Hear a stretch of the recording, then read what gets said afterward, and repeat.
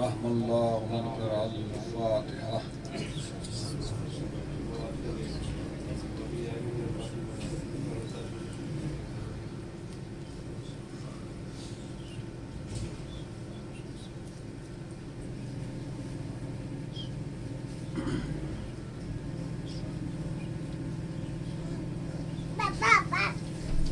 لا حول ولا قوة إلا بالله العلي العظيم. أعوذ بالله من الشيطان اللعين الرجيم. بسم الله الرحمن الرحيم. الحمد لله الأول بالأول كان قبله، والآخر بالآخر يكون بعده، الذي قصرت عن رؤيته أبصار الناظرين وعجزت عن نعته أوهام الواصفين. ابتداء بقدرته الخلق ابتداء، واخترعهم على مشيته اختراعا. وتعز من تشاء وتذل من تشاء بيدك الخير، إنك على كل شيء قدير. كل من عليها فان ويبقى وجه ربك ذو الجلال والإكرام. الصلاة والسلام على أشرف الأنبياء والمرسلين وخاتم النبيين طه وياسين، سيدنا ومولانا حبيب قلوبنا طبيب نفوسنا غوثنا غياثنا، مولانا مولا الثقلين محبوب رب المغربين والمشرقين ولي الدارين إمام القبلتين جد الحسن والحسين بالقاسم محمد. اللهم صل على محمد وآل محمد. الطيبين الطاهرين المعصومين المظلومين المنتجبين المنتخبين، ولعنة الله على أعدائهم أجمعين من يومنا هذا إلى قيام يوم الدين. أما بعد، فقد قال الله تبارك وتعالى في كتابه محكم وقوله متقن. بسم الله الرحمن الرحيم. وقضى ربك ألا تعبدوا إلا إياه وبالوالدين إحسانا. صلوات محمد. اللهم صل على محمد وآل محمد. حضرات گرامی قدر عزاداران مظلوم کربلا اور ماتم داران سید الشہداء، ظاہر ہے کہ یہ ماہ مبارک رمضان کا مہینہ ہے، اللہ کا مہینہ ہے، پاک مہینہ ہے، مقدس مہینہ ہے، طاہر مہینہ ہے، مطہر مہینہ ہے۔ یہ وہ مہینہ ہے کہ جو مغفرت کا مہینہ ہے، جو رحمت کا مہینہ ہے، جو عفت کا مہینہ ہے۔ یہ وہ مہینہ ہے کہ جس میں اللہ جنت کے دروازوں کو کھول دیتا ہے، جہنم کے دروازوں کو بند کر دیتا ہے، شیطان کو قید کر دیتا ہے۔ یہ وہ مہینہ ہے کہ جس میں اللہ کی پاک مقدس کتاب قرآن مجید نازل ہوئی ہے۔ یہ وہ مہینہ ہے کہ جس میں ہم شبائے قدر کو درک کرتے ہیں، وہ شبائے قدر کہ جس کی فضیلت خود قرآن میں بیان فرما رہا ہے۔ لیلۃ القدر خیر من الف شہر، 1000 راتوں سے بہتر ہے یہ شب قدر۔ یہ وہ مہینہ ہے کہ جس میں تورات نازل ہوئی، انجیل نازل ہوئی۔ یہ وہ مہینہ ہے کہ جس میں جناب امام حسن علیہ السلام اس دنیا میں تشریف لے کر آئے۔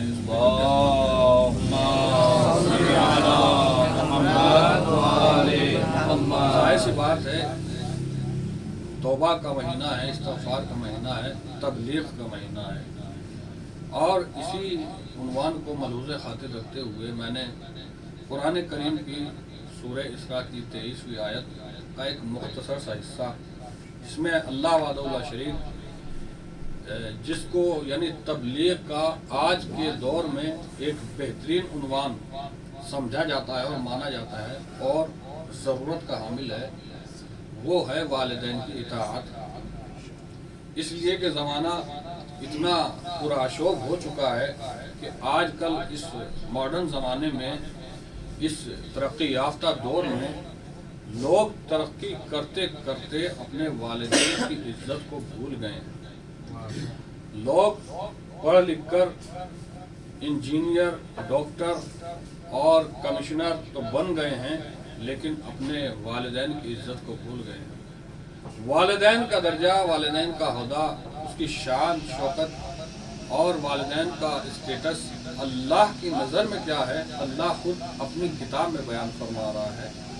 और अल्लाह ने बराह रास्त यह ऐलान फरमा दिया कि तुम्हारे रब का फैसला ये है, वह कज़ा रब का, तुम्हारे रब का फैसला तो हो चुका है। क्या फैसला है?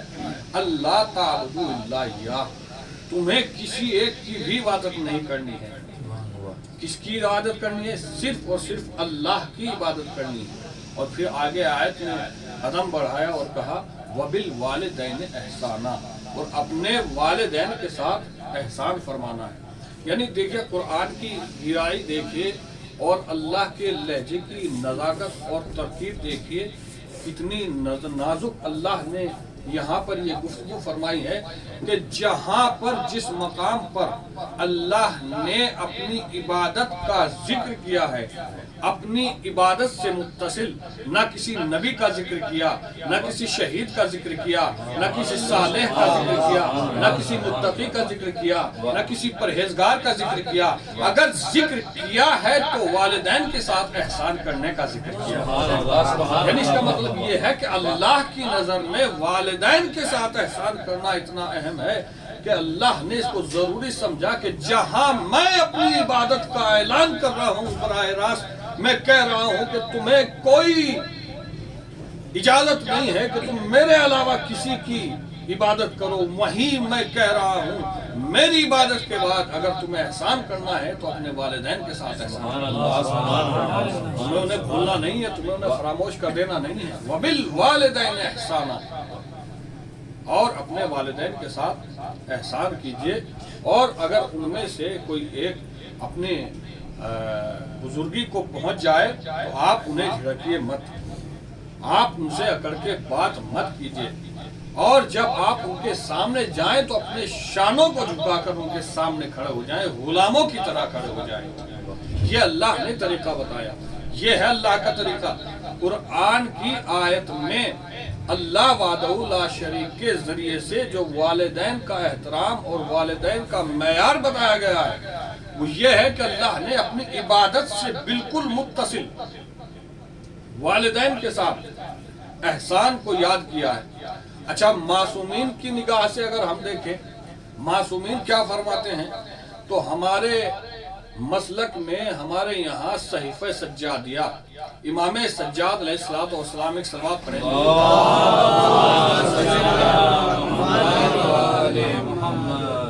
एक ऐसी किताब के जिसमें जिंदगी के हर नमूज का हुनर है, जिसमें इमाम ने बताया है कि आपको उठना कैसे है, आपको बैठना कैसे है, आपको गुफ्तगू कैसे करनी है, आपको खाना कैसे है, आपको पीना कैसा है, आपको सोना कैसे है, आपको दुआ कैसे करनी है, आपको दुआ कब करनी है, किन लम्हात में दुआ कबूल होती है, किन लम्हात में दुआ कबूल नहीं होती है। यानी इमाम सैयद सज्जाद ने सब कुछ सहीफ़े सज्जादिया में बताया है। और किसके लिए? वालिदैन के लिए हक में दुआ करो तो कैसे करो, बेटे के हक में दुआ करो तो कैसे करो, पड़ोसियों के हक में दुआ करो तो कैसे करो, जन्नत के लिए दुआ करो तो कैसे लियो करो, इस्तिग़फ़ार के लिए दुआ करो तो कैसे करो, तौबा के लिए दुआ करो तो कैसे करो, दूसरों की हाजत की कबूलियत के लिए दुआ करो तो कैसे। यानी कोई एक चीज भी जनाब सैयद सज्जाद ने ऐसी नहीं छोड़ी है जो सहीफ़े सज्जादिया में बयान ना की हो। और वहीं पर जब वालिदैन के बारे में, वालिदैन की अजमत और वालिदैन के बारे में जनाब सैयद सज्जाद ने बयान फरमाया है, चूंकि आज के टाइम में हो ये होना ये चाहिए कि जब कुरान की आयत के एतबार से भी और इमाम के कौल के एतबार से भी कि जब वालिदैन सिन रसीदा हो जाएं, जब वालिदैन सिन रसीदा हो जाएं तो औलाद को चाहिए कि उनसे नरमी से बातें करें, शानों को झुका के बातें करें। लेकिन आज के वक्त में, आज के टाइम में हम क्या देखते हैं? बिल्कुल इसके बरअक्स है, बिल्कुल इसके बरअक्स है। वालिदैन खामोश हो जाते हैं, औलाद जवान हो जाती है, بچوں کو والدین کو جھڑکنے لگتی ہے۔ جناب سید سجاد فرماتے ہیں اللہم اجعلنی احابہما ہیبت السلطان العصوف وعبرہما بر الام الرؤوف، پروردگار تو میرے لیے میرے والدین کی ہیبت کو میرے اوپر ایسی ہیبت طاری کر دے کہ جس طریقے سے ایک سلطان جابر کی ہیبت طاری ہوتی ہے۔ سبحان اللہ، اللہم اجعلنی احابہما، ان دونوں کی ہیبت کو میرے لیے ایسی ہیبت قرار دے جیسے سلطان جابر کی ہیبت ہوتی ہے، وَعُبَرَّهُمَا بِرَّ الْأُمُّ الرَّؤُوف، اور ان دونوں کی مہربانی کو، ان کے لطف کو، ان کے کرم کو میرے لیے ایسا قرار دے کہ جیسے ایک مہربان ماں اپنے بچے کے اوپر ہوتی ہے۔ سبحان اللہ، یہ ہے قرآن کیا کہہ رہا ہے؟ قرآن کہہ رہا ہے کہ جب یہ سن رسیدہ ہو جائیں، جب یہ اپنے بڑھاپے کی طرف بڑھیں تو شانے جھکا کے بات کیجیے۔ امام کیا فرمائے؟ امام نے بھی یہی فرمایا ہے کہ ان دونوں کی ہیبت میرے اوپر ایسے طاری ہو جائے کہ جیسے ایک سلطان جابر کے سامنے ایک غلام کی شکل میں انسان کھڑا رہتا ہے۔ میں اپنے والدین جب میرے سامنے ہوں تو میں اپنے والدین کے سامنے اس طریقے سے ان کے سامنے کھڑا رہوں، اور پروردگار ان کی فرما برداری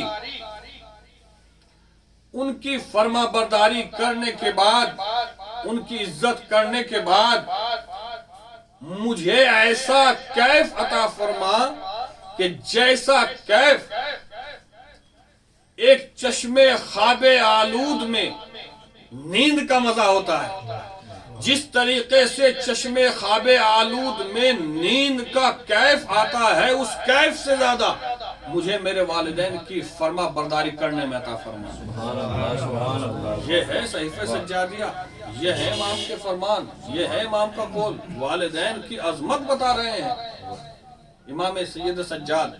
اور کوئی یہ نہ سمجھے کہ والدین چونکہ بزرگ ہو گئے ہیں اور بوڑھے ہو گئے ہیں تو ہم خدمت کریں۔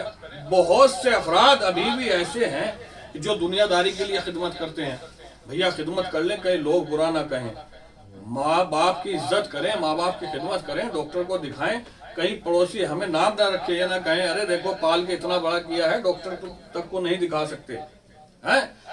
نہیں، خدمت امام فرما رہے ہیں خدمت کیسے کرنی ہے۔ امام فرما رہے ہیں وَاسْلَجْ لِصَدْرِي مِنْ شَرْبَةِ الزَّمَانِ، پروردگار جب میں اپنے ماں باپ کی خدمت کروں، جب میں اپنے ماں باپ کی فرما برداری کروں تو ماں باپ کی فرما برداری کرنے کے بعد مجھے ایسا سرور حاصل ہو جیسا سرور ایک پیاسے کو جرعہ آب ملنے پر ہوتا ہے۔ سبحان اللہ، مجھے ایسا سرور حاصل ہو والدین کی خدمت کرنے کے بعد، والدین کی فرما برداری کرنے کے بعد مجھے ایسا سرور حاصل ہو جیسا کسی پیاسے کو جرعہ آب عطا کر دیا جاتا ہے اور وہ خوش ہوتا ہے، مسرور ہوتا ہے۔ یعنی والدین کی خدمت کو امام کی نظر میں ایسا نہیں ہے کہ ہمارے سر پر آ کر پڑی ہے، ایسا نہیں ہے کہ ہم لوگوں کے دکھاوے کے لیے کریں، نہیں، سرور حاصل کرنے کے لیے کریں۔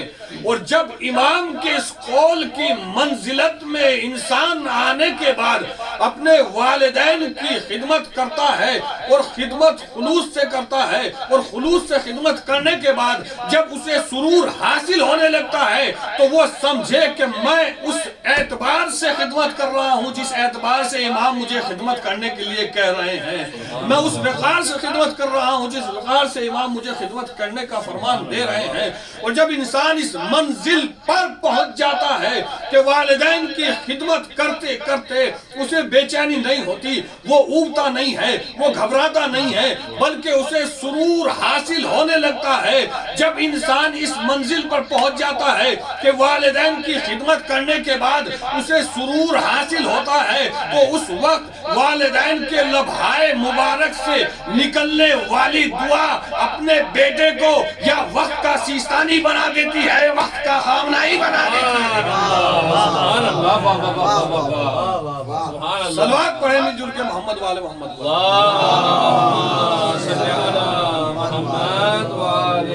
سے والدین کی دعا لگ جاتی ہے۔ اپنے زمانے میں سب سے پروقار शख्स होता है अपनी बिरादरी में, अपने कुनबे में, सुभान और वालिदैन में भी वालिदा की तरफ जो है रिवायत के एतबार से भी ज्यादा रुजू किया गया है, यानी वालिदैन में वालिदा का दर्जा ज्यादा बयान फरमाया गया है, इसलिए कि वालिद और वालिदा, वालिद जब बच्चे को पालते हैं, उसे परवान चढ़ाते हैं, तो उनके उसके दिल में कम से कम ये ख्याल रहता है कि मेरा बच्चा बड़ा होगा, मेरा नाम रोशन करेगा। माँ के अंदर ऐसी खालिस मोहब्बत है कि उसके अंदर ये चाहत भी नहीं होती कि ये बड़ा हो कि मेरा नाम रोशन करे। माँ एक अजीम शख्सियत है, एक अजीम हस्ती है, और यही वजह है कि माँ के लिए फरमाया गया है अल जन्नतो तहता अक़दामिल उम्महात, जन्नत माँ के कदमों के नीचे है। और मैं यहां से ये बात बताता चलूं कि माँ की कद्र और माँ की कीमत कितनी है। जनाबे उवैस करनी, जल्दी जल्दी अपनी बात पहुंचा रहा हूं। जनाबे उवैस करनी तारीख का अहम तरीन नाम सबने सुना है, रसूल के जमाने में है, सहाबी रसूल नहीं है, रसूल के साथ नहीं है, रसूल के साथ हम रकाब होकर कोई जंग नहीं लड़ी। जनाबे उवैस ने सुना कि रसूल के दांत शहीद हो गए, दांत टूट गए, 2 दांत टूट गए। मोहब्बत इतनी थी कि उवैस को यह नहीं पता कि कौन से दांत टूटे हैं। इसी कशमकश में जनाब उवैस ने अपने सारे दांत तोड़ दिए। मोहब्बत का पैमाना ये है, मोहब्बत का आलम ये, सहाबी नहीं है, साथ नहीं रह रहे हैं, न जाने वो कैसे साथ रहने वाले थे जो हर वक्त रसूल के साथ भी रहते थे, रसूल की जान को जोखिम में डाल के पहाड़ियों पर भी चले जाते थे। सलात कहे निकल के मोहम्मद वाले मोहम्मद पर।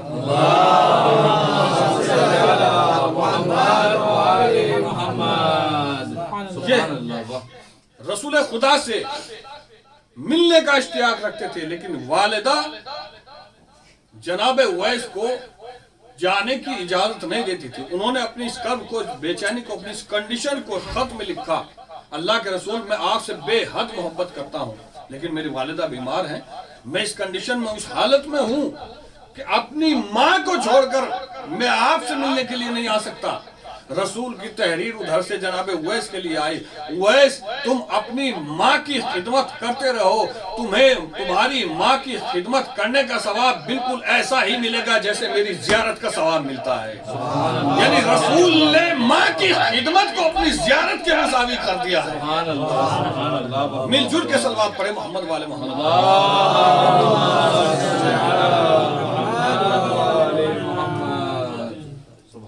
अब कोई ताकि ना उम्मीद ना हो, बेहसरत ना रह जाए कि हमने रसूल की ज़ियारत नहीं की है, हमने रसूल का चेहरा नहीं देखा। जिसे रसूल की ज़ियारत करनी हो वो अपनी माँ की खिदमत करे। रसूल ने कह दिया है उवैस तुम अपनी माँ की खिदमत में मसरूफ रहो, अल्लाह तुम्हें वही अजर, वही सवाब अता करेगा जो मेरी ज़ियारत का अजर और मेरी ज़ियारत का सवाब है। ये वजह है कि कहा गया कि जन्नत माँ के कदमों के नीचे है, अल जन्नत तहत अक़दामिल उम्महात। अब मुतलकन तौर पर जहां भी, जो भी, कहीं भी, किसी भी ओहदे पर चला जाए, हर इंसान की जन्नत उसकी माँ के कदमों के नीचे है। तवज्जो, कोई डॉक्टर है, डॉक्टर की जन्नत उसकी माँ के कदमों के नीचे, इंजीनियर की जन्नत इंजीनियर की माँ के कदमों के नीचे, मौलवी की जन्नत मौलवी की माँ के कदमों के नीचे, मुफ्ती की जन्नत मुफ्ती की माँ के कदमों के नीचे, अल्लामा की जन्नत अल्लामा की माँ के कदमों के नीचे, मरजा की जन्नत मरजा की माँ के कदमों के नीचे, मुज्तहिद की जन्नत मुज्तहिद की माँ के कदमों के नीचे, नबी की जन्नत नबी की माँ के कदमों के नीचे, हसनैन की जन्नत,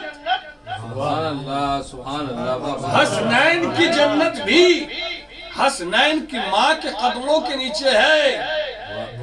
अल्लाह जाने उस बीबी की कद्र व कामत क्या होगी, अल्लाह जाने उस बीबी की मंजिलत अल्लाह की नजर में क्या होगी कि जवानाने जन्नत के सरदारों की जन्नत भी जिस बीबी के कदमों के नीचे है।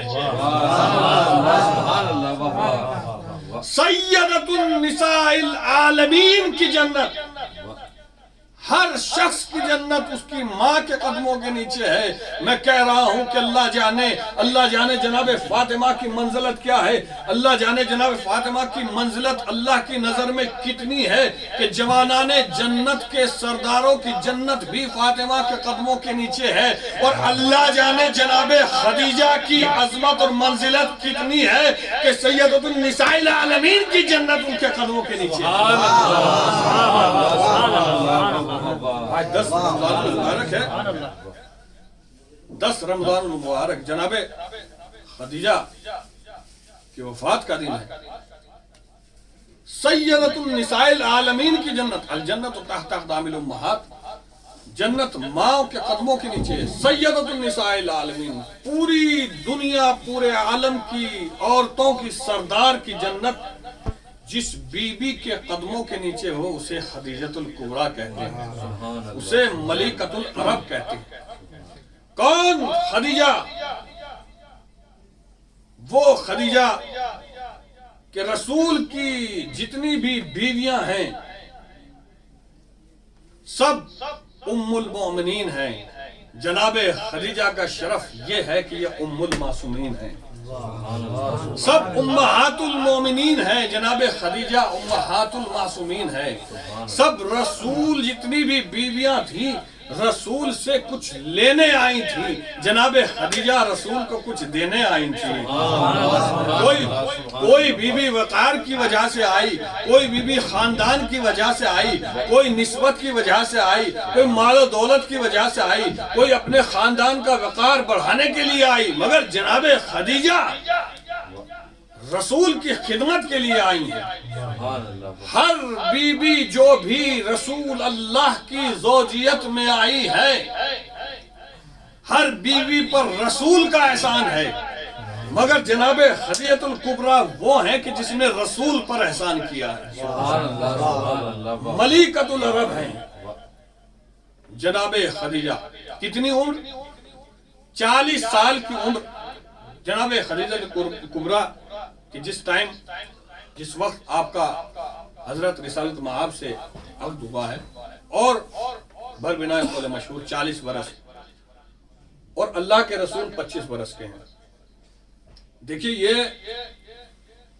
آج ہی نہیں بلکہ اس وقت بھی یہ رواج رہا ہے. اگر یہاں بھی ہمارے معاشرے میں بھی لڑکی والا مالدار ہو اور لڑکے والا اتنا مالدار نہ ہو اور لڑکے والا لڑکی والے کے یہاں کا رشتہ بھیجے تو آس پڑوس والے کہنے لگتے ہیں مال کے چکر میں رشتہ بھیجا ہے، مال کا لالچ ہے اس لیے رشتہ بھیج رہے ہیں. اور اگر ادھر سے بھی بھیجے، لڑکی کوئی سندہ سیدھا ہو، زیادہ ایجڈ ہو اور لڑکا کم ایج کا ہو تو کہنے والا کہہ دیتا ہے کہ یہ مال کی تمکنت ہے، ان کی ایج تو زیادہ ہے لیکن خود لڑکا دیکھ رہے ہیں کم ایج والا دیکھ رہے ہیں. یہ اس وقت بھی تھا، یعنی تانا دونوں طرف سے قوم کا ملنا ہے. اگر لڑکی والے بھیجے تب بھی تانا ملنا ہے، لڑکے والا رشتہ بھیجے تو مال و دولت کا تانا ملنا ہے کہ مال کے لالچ میں دولت کے لالچ میں عقد کر رہے ہیں. جناب خدیجہ 40 برس کی ہیں، ملکۃ العرب، عرب میں کوئی ثروت مند دولت مند جناب خدیجۃ الکبریٰ سے اوپر نہیں ہے. 80,000 اونٹ جناب خدیجۃ الکبریٰ کے ہیں، اتنی مالدار ہیں. 40 برس کا سن اور رسول خدا 25 برس کے ہیں. مالی اعتبار سے ایسے نہیں ہے جیسے جناب خدیجۃ الکبریٰ ہے، مالی اعتبار سے بہت کمزور ہیں اس وقت. لیکن جناب خدیجۃ الکبریٰ نے تاکہ کہیں قوم تانا نہ دے رسول کو پیغام اپنی طرف سے بھجوایا، پیغام اپنی طرف سے بھجوایا، غلام اپنی طرف سے بھجوایا، یعنی شروعات اپنی طرف سے کی. کوئی رسول کو تانا نہ دے پائے، کوئی رسول کو لالچی نہ کہہ پائے، کوئی یہ نہ کہہ پائے کہ کہاں ہیں اور کہاں رشتہ کر رہے ہیں. نہیں، جناب خدیجۃ الکبریٰ نے خود رشتہ بھجوایا، خود غلام بھجوایا. اللہ کو اللہ کو جناب خدیجۃ الکبریٰ کی یہ ادا، یہ عمل اتنا پسند آیا کہ اب قیامت تک جب بھی نکاح ہوگا تو سب سے پہلے اجازت بیٹی سے لی جائے گی، بعد میں بیٹے سے لی جائے گی۔ جب عقد نکاح پڑھا جائے گا تو سیغہ پہلے بیٹی کی طرف سے پڑھا جائے گا، پھر بیٹے کی طرف سے پڑھا جائے گا۔ سبحان اللہ، صلوات پڑھیں مل جل کے محمد والے محمد پر۔ اللہم صلی علی محمد وآل محمد۔ ملیکۃ العرب، اور وہ بی ہیں کہ جو جنت کی 4 بیویاں، ان میں سے ایک جناب خدیجۃ الکبریٰ ہیں، جناب آسیہ بنت مزاحم ہیں، جناب ام کلثوم ہیں، جناب خدیجۃ الکبریٰ ہیں۔ یہ ہے جناب خدیجۃ الکبریٰ۔ اس وقت کہ جب لوگ اسلام کو دبانے کے لیے، اسلام کو کچلنے کے لیے، پرچم اسلام کو کچلنے کے لیے لگ رہے تھے، اس وقت جناب خدیجۃ الکبریٰ نے اللہ کے رسول کو اپنے پاس بلایا، اور پاس بلانے کے بعد کہا، اللہ کے رسول، خطہ عرب میں کوئی شخص ایسا نہیں ہے کہ جو ہمارا مقروض نہ ہو، پورے عرب میں کوئی ایسا نہیں ہے جس نے ہم سے قرضہ نہ لیا ہو۔ اے اللہ کے رسول، آپ اعلان کرا دیجئے پورے عرب میں، اور خطہ عرب میں سب کو بلوا لیجئے، اور ایک پردہ نصب فرما دیجئے، پردے کے اندر میں رہوں گی، پردے کے باہر آپ رہیے گا، اللہ کے رسول سب کو بلوائیے گا اور اعلان کرتے جائیے گا، اسلام اعلان کرتے جائیے گا، ہر آنے والا مقروض، ہر قرضدار آپ کا کلمہ پڑھتا چلا جائے، اس کا قرضہ معاف ہوتا چلا جائے گا۔ سبحان اللہ۔ جناب خدیجۃ الکبریٰ نے اپنا تمام مال و دولت اسلام کی ترویج میں لٹا دیا ہے۔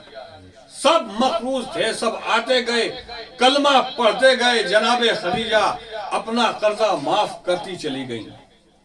یہ ہے جناب خدیجۃ الکبریٰ، یہی جناب خدیجۃ الکبریٰ کہ جو اتنی مال دولت مند اور ثروت مند تھیں، شیب ابو طالب میں رسول اللہ کے ساتھ پھٹی ہوئی ابا میں رہ رہی ہیں۔ یعنی جس حالت میں رسول ہے، جس حالت میں بھی اسلام کو ترویج مل رہا ہے، جس حالت میں بھی اسلام کی سربلندی ہو سکتی ہے، آپ نے کی ہے۔ دیکھیں، کسی بھی چیز کو بنانے کے لیے، کسی بلڈنگ کو، کسی اسکول کو، کسی بڑے مینجمنٹ کو بنانے کے لیے اگر کوئی بنانا چاہتا ہو تو اس میں 3 چیزوں کی ضرورت بڑی اہم ہوتی ہے۔ اس میں ایک قیادت ہوتی ہے، ایک حمایت ہوتی ہے، اور تیسری چیز ہے دولت۔ ان تینوں چیزوں میں سے اگر ایک چیز بھی نہ ہو تو کوئی بھی شے، کوئی مینجمنٹ، کوئی بڑا ادارہ منزل تکمیل تک نہیں پہنچ سکتا۔ سب سے پہلے قیادت ہو، بتانے والا ہو کہ کہاں کیسے کیا کیا ہونا ہے، کیسے بننا ہے، کیسے امور مرتب ہونے ہیں۔ دوسرے حمایت ہو، حامی ہو، اگر کوئی دوسرا اپوزیشن اس کی مذمت کرنے لگے، اس کو روکنے لگے، تو کوئی ایک ایسا شخص ہو کہ جو اس کا حامی ہو۔ حمایت بہت ضروری ہے۔ اچھا، قیادت بھی ہو، حمایت بھی ہو، اور دولت نہ ہو تو بغیر دولت کے تو کچھ بھی نہیں ہو سکتا۔ تیسری جو مہم ترین شے ہے وہ دولت ہے۔ ہر چیز کو بنانے کے لیے، وجود میں لانے کے لیے، کسی ادارے کو بنانے کے لیے 3 چیزوں کی ضرورت ہے: قیادت، حمایت اور دولت۔ اسلام کی جو بنیاد بنی ہے اس میں تینوں چیز ہیں ہمارے پاس۔ اسلام کو قیادت ملی ہے رسالت معاب کی، اسلام کو حمایت ملی ہے جناب ابو طالب کی، اسلام کو دولت ملی ہے جناب خدیجۃ الکبریٰ کی۔ جب ان 3 چیزوں نے مل جل کر جناب رسول رسالت معاب کی قیادت ملی، جناب ابو طالب کی حمایت ملی، جناب خدیجۃ الکبریٰ کی دولت ملی، تب یہ اسلام بھلا پھولا ہے، سبحان اللہ، سبحان اللہ۔ تب یہ اسلام ہمارے پاس تک پہنچا ہے۔ اور اللہ بھی عادل ہے، جناب ابو طالب نے ایسی حمایت کی کہ جو بھی اسلام کے خلاف اٹھتا تھا اس کا وہیں سر کچل دیا، جو بھی اسلام کے خلاف بولتا تھا اس کو وہیں بٹھا دیا، اور ایسی ایثار اور ایسی قربانی انجام دی جناب ابو طالب نے کہ اپنے بیٹے کو موت کی جگہ سلایا ہے، اپنے بھتیجے محمد کو امان کی جگہ سلایا ہے۔ سبحان اللہ سبحان اللہ۔ اللہ نے اپنے نظام عدل میں جناب ابو طالب کو یہ عطیہ فرمایا ہے کہ ابو طالب تم میرے اسلام کی اس حد درجہ حمایت کر رہا ہے تو میں تجھے علی جیسا بیٹا عطا کرتا ہوں۔ اے خدیجہ تم نے اپنی تمام دولت اسلام پہ لٹائی ہے، میں تمہیں فاطمہ جیسی بیٹی عطا کرتا ہوں۔ صلوات پڑھیں مل جل کے محمد والے محمد پر۔ سب کچھ جناب خدیجۃ الکبریٰ نے لٹا دیا۔ اللہ کے رسول کی یہ اہم رکن تھی جنہوں نے اسلام کو ترویج دی ہے، اور اللہ کے رسول نے جب بھی جناب خدیجہ سے پوچھا کہ خدیجہ کیا آپ کو کسی چیز کی ضرورت ہے، کوئی حاجت ہے، تو جناب خدیجہ نے یہی کہا کہ اللہ کے رسول میں اب آپ سے کیا مانگوں، 11 امام مجھے ماں کہہ کر بلاتے ہیں۔ رسول نے جب بہت زیادہ اصرار کیا ہے تو جناب خدیجہ کہتی ہیں کہ اللہ کے رسول اگر آپ زیادہ اصرار فرما رہے ہیں کہ مجھے کیا چاہیے تو میری بیٹی فاطمہ کو بلوا دیجیے، میں اپنی بیٹی فاطمہ کی آنکھوں میں آنسو نہیں دیکھنا چاہتی۔ اے اللہ کے رسول میری خواہش یہ ہے کہ میرے بعد کوئی فاطمہ کو نہ رلائے، میرے بعد کوئی فاطمہ کی آنکھوں میں آنسو بہانے کا باعث نہ بنے۔ عزاداران مظلوم کربلا، یہ رمضان المبارک کا مہینہ ہے، کیا ایسا ہوا ہے کہ جناب فاطمہ نہیں روئی ہیں؟ کیا ایسا ہوا ہے کہ جناب فاطمہ نے گریہ نہیں کیا ہے؟ کہاں کہاں جناب فاطمہ روئی ہیں؟ وہ بی بی تو پہلو پہ ہاتھ رکھ کے اس فرش عزا پر بھی آ جاتی ہے کہ میرے لال حسین کو رونے والے فرش عزا پر آ گئے ہیں۔ ہاں عزاداران مظلوم کربلا بی بی اتنی روئی ہیں، بی بی فاطمہ اتنی روئی ہے کہ خود بی بی کے جملے دلالت کر رہے ہیں کہ جناب فاطمہ نے کتنے آنسو بہائے ہیں۔ رسول کی شہادت کے بعد جب جناب فاطمہ اپنے بابا پر گریہ کرتی تھیں تو محرم والے آئے، اور آنے کے بعد جناب امیر کائنات سے کہنے لگے اے ابو الحسن فاطمہ سے کہہ دو یا تو دن میں رو لیا کریں یا رات میں رو لیا کریں، ارے فاطمہ کے رونے سے ہماری نیند میں خلل واقع ہوتی ہے۔ ہاں عزاداران مظلوم کربلا آپ کی آواز گریہ بلند ہو گئی ہے۔ جناب ابو الحسن جناب فاطمہ کے پاس آئے اور آنے کے بعد کہتے ہیں فاطمہ ارے محلے والے کہہ رہے ہیں یا دن میں رو لیا کریں یا رات میں رو لیا کریں۔ ایک مرتبہ جناب فاطمہ نے اپنا مرثیہ خود پڑھنا شروع کیا اور کہا یا ابو الحسن غصب حق کی صبر تو میرا حق غصب کر لیا گیا، میں نے صبر کیا۔ اے ابو الحسن قتل محسنی فصبر تو میرے محسن کو شہید کر دیا۔ ابو الحسن میں نے صبر کیا۔ اے ابو الحسن کسر ازلائی فصبر تو ارے میری پسلیاں توڑ دی گئی، میں نے صبر کر لیا۔ ابو الحسن ان سے جا کے کہہ دو ارے فاطمہ اب چند روز کی مہمان ہے، فاطمہ اب چند روز کی مہمان ہے۔ عزاداران مظلوم کربلا جناب فاطمہ نے ایک روز جناب ام سلمہ کو کہا اے ام سلمہ دیکھو جب حسنین آ جائیں تو انہیں کھانا کھلا دینا۔ عزاداران مظلوم کربلا بی بی حجرے میں گئی، جناب حسنین کریمین آئے، آنے کے بعد وہاں کو پوچھا ارے ارے ہماری اماں کہاں ہے؟ کہا بیٹا پہلے کھانا کھا لو۔ ایک مرتبہ بڑے تعجب خیز نظروں سے ان کی طرف دیکھا، دیکھنے کے بعد کہا ہے اماں کیا آپ نے کبھی دیکھا ہے کہ ہم نے ماں کے بغیر کھانا کھایا ہو؟ ہاں زادارہ نے مظلوم کربلا، دونوں بچے حجرے میں گئے، کیا دیکھا جناب فاطمہ اس دنیا کو خیر آباد کہہ چکے ہیں۔ حسن نے چہرہ چومنا شروع کیا، حسین نے پاؤں چومنا شروع کیے، دونوں بیٹے مسجد میں گئے۔ بابا ارے ہم یتیم ہو گئے ہیں۔ جناب ابو الحسن نے ارے جیسے ہی یہ خبر سنی ایک چیخ ماری، آئے فاطمہ ارے تمہارے بغیر زندگی بڑی محال ہے۔ زادارہ نے مظلوم کربلا، ارے آپ نے دیکھا ہوگا جب جنازہ تیار ہو جاتا ہے تو بچوں کو جنازے کا آخری دیدار کراتے ہیں۔ زادارہ نے مظلوم کربلا جنازہ تیار ہوا، جناب زینب نے ماں کا آخری دیدار کیا، جناب ام کلثوم نے ماں کا آخری دیدار کیا۔ ایک مرتبہ ابو الحسن نے دیکھا امام حسین ہے، کونے میں کھڑے ہوئے ہیں، میرے لال کیا ماں کا آخری دیدار نہیں کرو گے؟ بابا جب تک ماں خود نہ بلائیں گی یہ حسین ماں کے قریب نہ جائے گا۔ زادارہ نے مظلوم کربلا، ارے وہ ہاتھ جو کبھی تسبیح کے لیے پہلو سے نہ اٹھا، وہ ہاتھ جو غسل دیتے نہ اٹھ سکا، ارے حسین کا یہ استغاثہ سنا، بندے کفن ٹوٹ گئے، آواز دی آجا میرے لال، میرے سینے سے لگ جا۔ اللہ اللہ اللہ